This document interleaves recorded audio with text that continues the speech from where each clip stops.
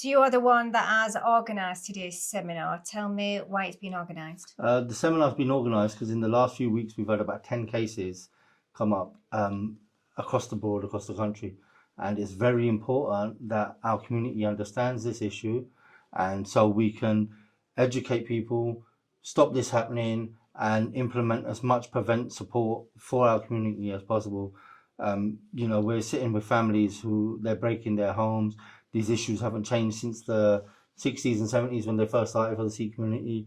And now we're at a stage where our kids are being radicalised. They're ready to go to Syria and Palestine.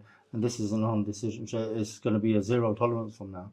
So it's so important that as a community, one, we educate ourselves, and two, we prevent it happening.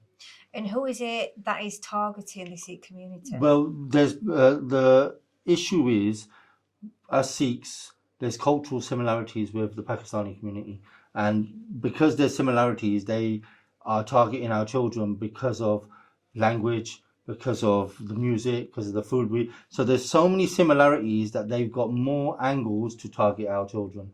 And under the guise of humanitarian aid of Palestine and things like that, they are using that to radicalize our children. So as a community, we care for genocide, we care for humanitarian. However, that doesn't mean that our children should be taken away from their families, taken away from their home, radicalized, groomed, coerced, raped, abused, and exploited across the country. And that's where we take a stand as a community. We always have and always will.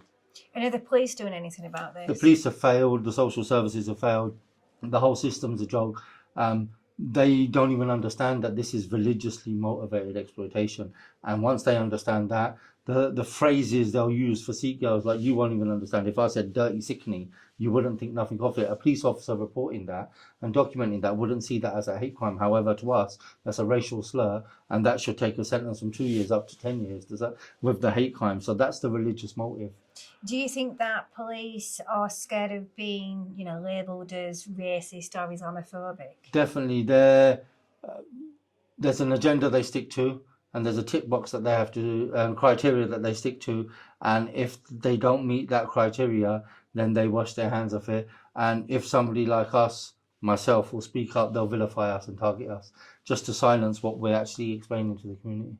So moving forward, what do you and the Sikh community do? Today was a national seminar. Gurdwaras from across the UK attended, organisations attended, families of victims attended. The families of secondary victims, they've attended. We've had survivors there. It's so important going forward. It's a collective effort, not left to the pressure on one or two people. Collective. There's going to be community activism going forward. There's going to be people speaking, education. There'll be syllabuses and curriculums rolled out in all of our Sikh education across the country, and there'll be dialogue at political level as well. So our senior organisations and our grassroots organisations will collectively come together today to tackle this. I also said a few words, yes. And I spoke about the rape gang inquiry, as I want as many people to engage in that, whether it's information, evidence.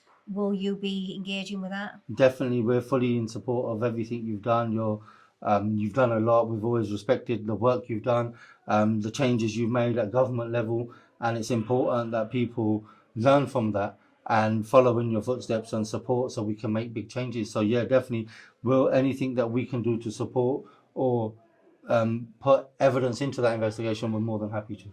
And you have always been very supportive. Thank you, I appreciate it. And thank you for your time. No worries, and for everything that you've done today. Thank you for coming as well. We appreciate everyone and the media and all your team who's turned up today. Thank you so much. You. Okay.